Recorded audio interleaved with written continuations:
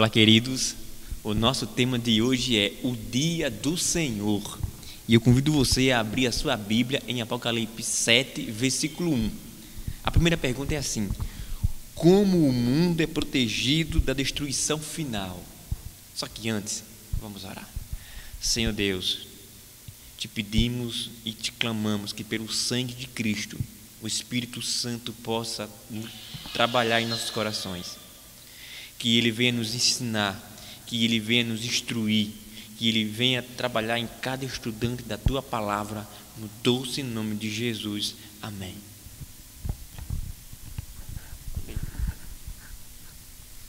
Depois disto, vi quatro anjos em pé nos quatro cantos da terra, conservando seguros os quatro ventos da terra, para que nenhum vento soprasse sobre a terra, nem sobre o mar, nem sobre as árvores, árvore alguma. Irmãos, nesse exato momento, os anjos de Deus estão protegendo esse planeta. Nós estamos passando por um momento difícil atualmente, né? Essa pandemia do Covid-19, né? Do coronavírus. Mas a mão de Deus ainda está sobre esse planeta, porque quando Deus tirar a sua mão, esse coronavírus não vai ser nada. Então Deus hoje está garantindo a segurança de todos, mesmo que você duvide disso, mas Deus está no controle. Deus está nos guardando, mas tem até um limite. Tem um limite e nós vamos aprender hoje. Segunda pergunta: o que precisa ocorrer antes dos anjos liberarem os quatro ventos? Apocalipse 7, 2 e 3. Olha, Deus está protegendo. E olha como é que está. Imagina quando Deus tirar a mão. Olha que interessante aqui a pergunta e a resposta. Pode ler. Vi outro anjo que subia do nascer do sol, tendo o selo do Deus vivo, e clamou em grande voz aos quatro anjos, aqueles aos quais fora dada fazer dano à terra e ao mar, dizendo: não danifiqueis nem a terra, nem o mar, nem as árvores, até selarmos na fronte os servos do nosso Deus. Aí você me pergunta, até quando Deus vai usar os anjos para nos proteger das calamidades terríveis que está por chegar sobre a terra? Aí a Bíblia diz, até que o povo de Deus seja selado. Então hoje Deus está nos protegendo, mas tem um limite. Até que o povo de Deus seja selado. E que selo é esse? Hoje você vai saber. Vamos para mais uma pergunta. O que é o selo de Deus? Isaías 8,16. Resguarda o testemunho, sela a lei no coração dos meus discípulos. Então, segundo o profeta Isaías, o selamento, o selo de Deus passa pela lei de Deus. Então o povo de Deus vai ser selado quando a lei da lei de Deus estiver no nosso coração, quando a lei de Deus estiver no teu coração. Então hoje Deus está trabalhando para que o evangelho, para que a palavra dele chegue até você e você aceite, né? Deus está trabalhando para que você aceite. Deus não força para que você aceite. Ele está à porta e está batendo, está pedindo licença. Eu posso entrar na tua casa e te evangelizar e mostrar a minha palavra? Então hoje nós estamos aprendendo que o selo de Deus é a lei de Deus. Por quê? O que é um selo? Olha essa quarta pergunta. Qual mandamento apresenta as três características históricas do selo nos tempos bíblicos? Êxodo 20, a partir do versículo 8. Lembra-te do dia de sábado para o santificar. 6 dias trabalharás e farás toda a tua obra, mas o sétimo dia é o sábado do Senhor teu Deus. Não farás nenhum trabalho, nem tu, nem o teu filho, nem a tua filha, nem o teu servo, nem a tua serva, nem o teu animal, nem o forasteiro das tuas portas para dentro. Porque em 6 dias fez o Senhor os céus e a terra, o mar e tudo que neles há, e ao sétimo dia descansou. Por isso o Senhor abençoou o dia de sábado e o santificou. Vamos lá. Deus é o criador dos céus, da terra, do mar e o quê? E tudo que neles há. Então, um selo tem que ter 3 características. A primeira, o nome do governante. Quem é o criador? O nome dele? Deus. O cargo que ele ocupa. Qual é o cargo de Deus? Criar. E o terceiro é território que ele domina. Ele reina sobre o céu e sobre a terra.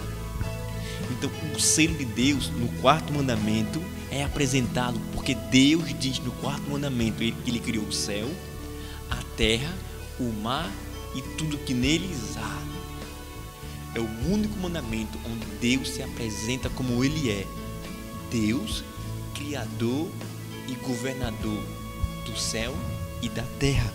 O nome do governante está lá, ele é Deus. Segundo tópico, o cargo, ele é o criador do céu e da terra, ele é o criador da vida. E o terceiro, o território que ele domina sobre o céu e sobre a terra. O mandamento que apresenta o selo de Deus é o 4º mandamento. Está lá, na palavra de Deus. Quinta pergunta: como o sábado é identificado nas escrituras sagradas? Êxodo 31, 17. Entre mim e os filhos de Israel é sinal para sempre, porque em 6 dias fez o Senhor os céus e a terra, e ao 7º dia descansou e tomou alento. Irmãos, quando Deus tirou o povo de Israel da terra do Egito, Deus fez com que Moisés subisse até o Monte Sinai. E no Monte Sinai, Deus entregou a Moisés as tábuas dos 10 mandamentos. Agora uma novidade para você. A Bíblia diz que o trono de Deus é eterno. E a pedra que Deus usou para escrever os 10 mandamentos de sua lei foram pedras do seu próprio trono. Porque assim como o trono de Deus é eterno, a lei de Deus também é eterna. Você entendeu? Deus entregou a Moisés os 10 mandamentos em pedras, tábuas de pedras e pedras do seu trono. Porque assim como o trono de Deus é eterno, a sua lei também é eterna. Porque a lei de Deus revela o caráter de Deus. Você entendeu? A lei de Deus é o caráter dele. Sexta pergunta: qual era o costume de Jesus com relação ao sábado? Em relação ao sábado, qual era o costume de Jesus no sábado? Lucas 4,16. Indo para Nazaré, onde fora criado, entrou num sábado na sinagoga, segundo o seu costume, e levantou-se para ler. A Bíblia diz que o costume de Jesus era ir à sinagoga. O costume de Jesus era ir na igreja. Irmãos, o costume de Cristo era ir na casa do Senhor todos os sábados para adorar o Pai, para adorar a Deus.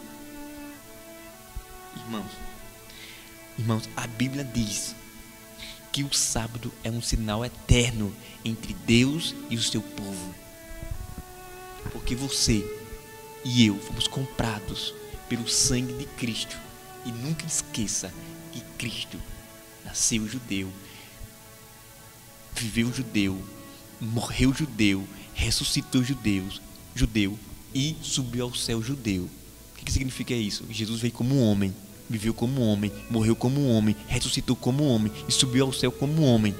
Mas como ele é homem, também ele é 100% Deus. Quando Cristo ressuscita, ele ressuscita 100% Deus. Você entendeu? Mais uma pergunta: o que Daniel profetizou quanto ao ataque do inimigo de Deus a seu povo e a sua lei? Daniel 7:25. Proferirá palavras contra o Altíssimo, magoará os santos do Altíssimo, e cuidará em mudar os tempos e a lei. E os santos lhe serão entregues nas mãos, por um tempo, 2 tempos e metade de um tempo. O profeta Daniel disse que o inimigo de Deus iria mudar os tempos e a lei. Em certa ocasião, Jesus citou o livro de Daniel, que o povo deveria estudar o livro de Daniel. Porque o livro de Daniel está contidas as verdades para o tempo do fim, que é justamente esse tempo que nós estamos vivendo. E Daniel profetizou que a igreja, ela seria atacada pelo anticristo. O anticristo ia tirar os mandamentos da lei de Deus, iria escrever os seus próprios mandamentos. E nós estamos vivendo justamente nesse tempo, onde que a lei de Deus é deixada de lado. O sábado não é mais reconhecido como o dia do Senhor. E o interessante é que Jesus, o costume de Cristo era estar na igreja todo sábado. E Jesus disse: eu sou o caminho, a verdade e a vida. Então tudo que Jesus fez, os seus seguidores têm que fazer. E se o costume de Jesus era ir à igreja no sábado, o teu costume tem que ser o mesmo. O meu costume tem que ser o mesmo. Vamos para mais uma pergunta. O que caracteriza o povo de Deus nos dias finais da história do mundo? Qual é a diferença entre o povo de Deus e aqueles que não fazem parte do povo de Deus? O povo de Deus tem algo especial. E o que é isso? Apocalipse 14, versículo 12. Aqui está a perseverança dos santos, os que guardam os mandamentos de Deus e a fé em Jesus. Aqui está a perseverança de quem? Dos santos. Quem são os santos? A Bíblia diz: aqueles que guardam os mandamentos de Deus e são testemunhas fiéis de Jesus. Qual era o costume de Jesus? A Bíblia disse: o costume de Jesus no sábado está na igreja. E quando você é uma testemunha de Cristo, você vai ensinar para esse mundo, você vai viver aqui e vai viver para Cristo. E assim como Cristo estava na igreja no sábado, você também vai estar na igreja. Cristo não trabalhava para ganhar dinheiro no sábado. Cristo trabalhava para a honra e glória de Deus.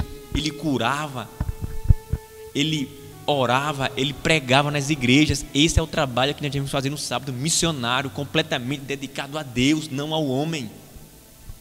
É lícito fazer o bem no sábado, sim. Jesus é o Senhor do sábado, sim.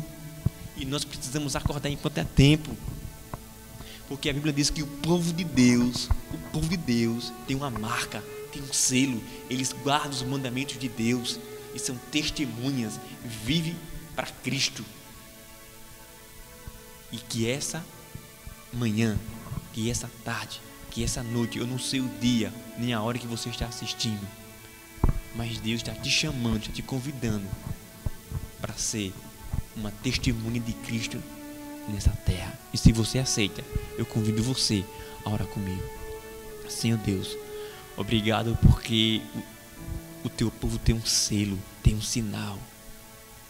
O teu povo tem uma marca, e a marca do teu povo, ela é tua, Deus. Por isso o Senhor é Deus, o Senhor é o Criador do céu e da terra.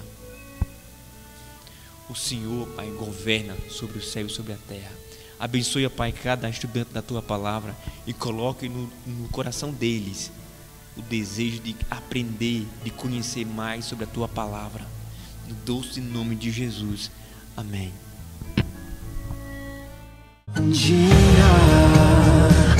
tudo será alegria,